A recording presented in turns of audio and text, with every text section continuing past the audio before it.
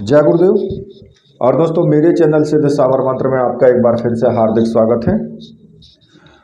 और देखिए, आज मैं आपके सामने जो रोग निवारक सावर मंत्र लेकर के आया हूं, वो सावर मंत्र स्वयं सिद्ध सावर मंत्र है।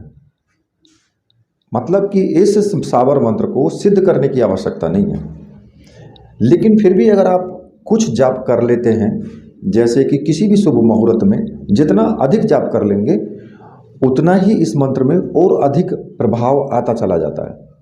तो इसलिए वो आपके ऊपर डिपेंड है कि आप उस मंत्र की आप थोड़ी बहुत जाप करना चाहते हैं तो आप कर सकते हैं, ठीक है। और देखिए, कई बार क्या होता है कि कंठ बेल हो जाती है।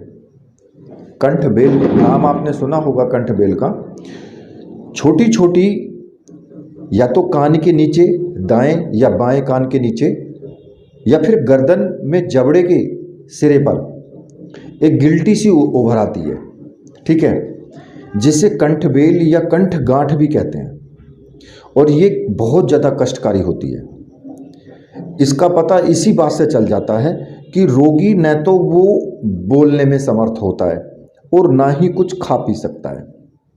छोटी छोटी गांठ सी कान के यहाँ से लेकर के और नीचे की तरफ, गले की तरफ, नीचे की तरफ आती हुई चली जाती हैं और छोटी छोटी गांठ पूरे कंठ में हो जाती हैं।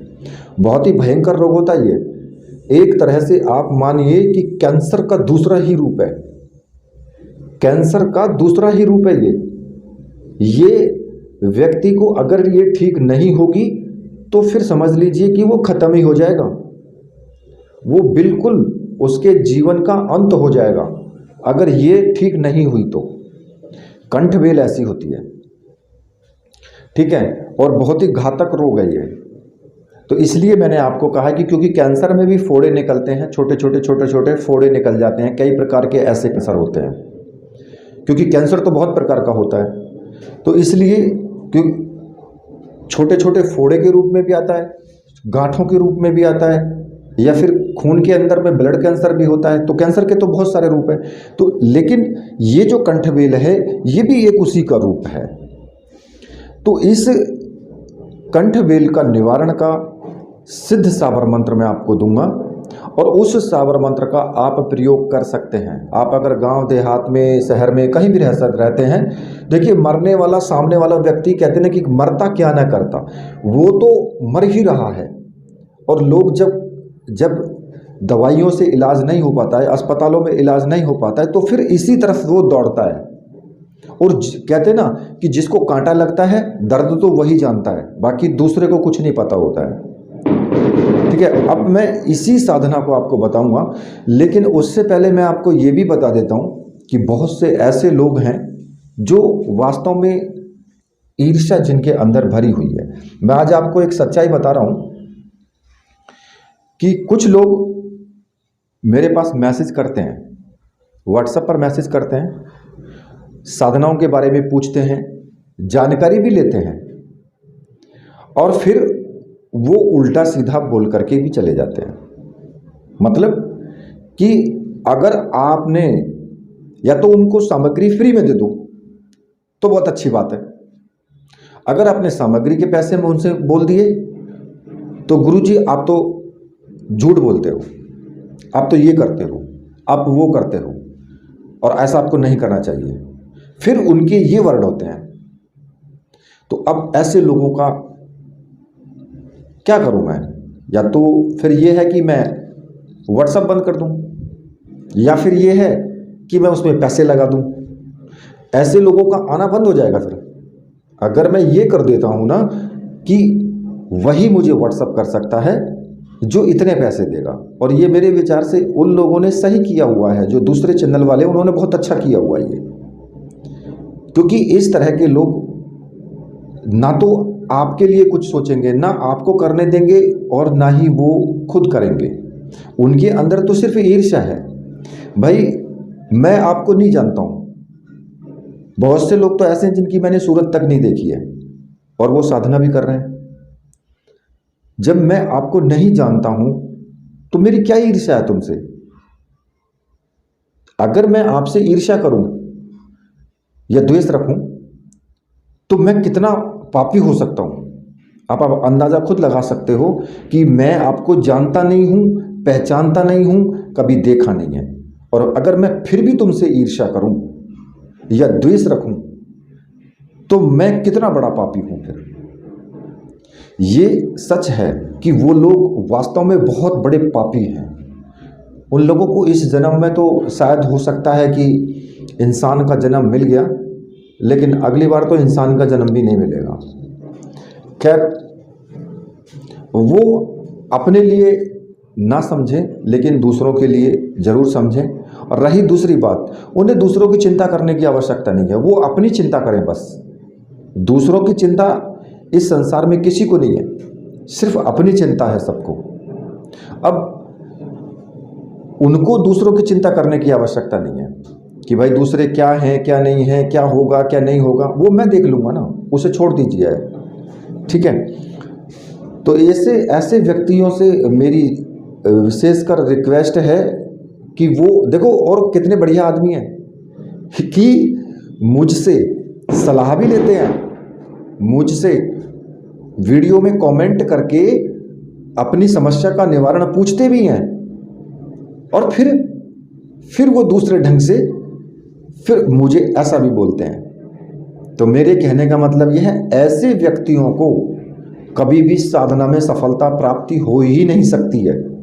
गारंटी है इस चीज़ की कि उन व्यक्तियों को किसी भी मंत्र कोई सिद्ध हो जाए या किसी भी साधना में सफलता प्राप्त हो जाए, बिल्कुल नहीं हो सकती है। वो तो अपने समय बर्बाद कर रहे हैं बस।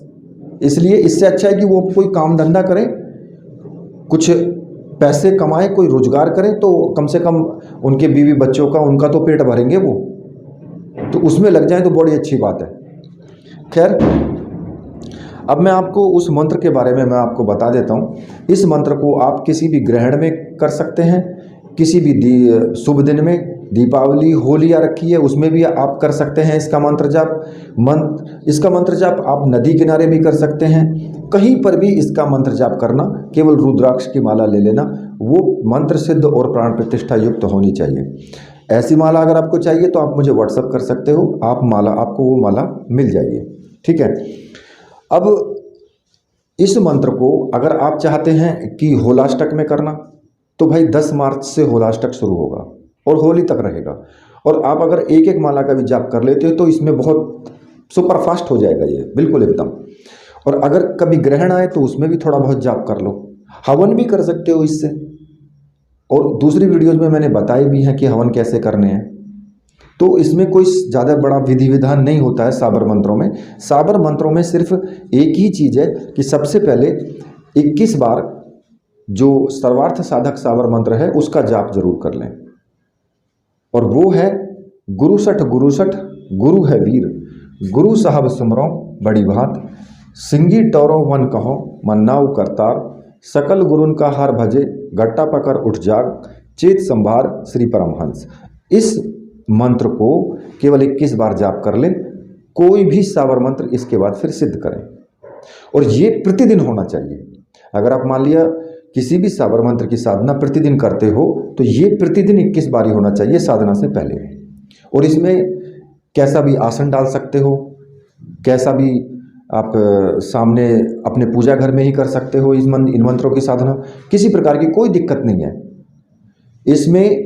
सुबह करो, दोपहर करो, शाम में करो, कभी भी करो, कोई प्रॉब्लम नहीं है, केवल मंत्र जाप होना चाहिए बस, ठीक है। अब वो मंत्र मैं आपको बता देता हूं जिस मंत्र से आपको रोगी को ठीक करना है। तो वो मंत्र इस प्रकार से है, ओम नमो कंठ बेल तुद्र मृदुमाली, सिर पर जकड़ी वज्र की ताली, गोरखनाथ जागता आया, बढ़ती बेल को तुरंत घटाया, जो कुछ बची ताही मुरझाया, घट गई बेल बढ़त नहीं, बैठी तहां उठत रही, पके फूटे पीड़ा करे, तो गुरु गोरखनाथ की दुहाई। ओम नमो आदेश गुरु को मेरी भक्ति गुरु की शक्ति फुरो मंत्र ईश्वर वाचा। केवल ये मंत्र है। मंत्र थोड़ा सा बड़ा है और इस मंत्र को आपको कंठस्थ याद कर लेना है, क्योंकि साबर मंत्रों का एक ही विचार होता है, सिद्ध साबर मंत्र का। अगर आपने उसको कंठस्थ कर लिया तो समझो मंत्र ने अपना काम करना शुरू कर दिया। सिद्ध साबर मंत्र का यही विचार होता है, ठीक है। तो इसलिए कंठस्थ आपने कर लिया तो समझो मंत्र ने काम करना चालू कर दिया। अब आपको जब भी कोई रोगी आए आपके सामने इस प्रकार का कि जिसको कंठबेल हो या कैंसर टाइप हो, तो आपको क्या करना है, या तो रविवार से रविवार तक या फिर मंगलवार से मंगलवार तक, केवल आप 2 दिन ही इसमें झाड़ा लगा सकते हैं। या तो रविवार से लगाएंगे या फिर मंगलवार से लगाएंगे, और रविवार से रविवार तक 8 दिन आपको लगाना है। यदि मंगल से शुरू किया है तो फिर मंगलवार से मंगलवार तक 8 दिन उसको झाड़ा लगाना है। इस मंत्र को पढ़ते हुए मोर पंख जो होते हैं ना, मोर पंख ले लें और रोगी को बिठा करके और उसको मोर पंख से मंत्र पढ़ते हुए झाड़ा देंगे, ठीक है। सर से पैर तक मोर पंख से पढ़ते हुए झाड़ा देंगे, और मंत्र जो है वो आपको कम से कम 21 बार मंत्र का जाप करना है, 21 बार मंत्र पढ़ना है और रोगी को झाड़ा देना है। और ये प्रतिदिन आपको करना है, चाहे सुबह करो या शाम में करो, और 8 दिन तक लगातार आपको ये झाड़ा देना है।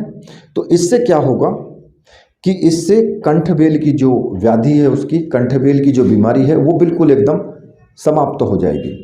और ये सिर से पैर तक झाड़ा देना है उसको, रोगी को। ऐसा नहीं कि थोड़ा थोड़ा झाड़ा वो वहीं पे लगा दिया, पूरा सिर से पैर तक उसको झाड़ा लगाना है, और ये जो उसका रोग है वो पूर्ण रूप से समाप्त हो जाएगा। तो देखिए, ये जो मंत्र है ये बहुत ताकतवर मंत्र है। तो इसी के साथ अब मैं वीडियो को यहीं पर समाप्त करता हूँ। तो मेरे साथ बोलिए, बोलिए वीर बजरंगबली हनुमान जी महाराज की जय, बोलिए मेरे परमहंस गुरुदेव की जय।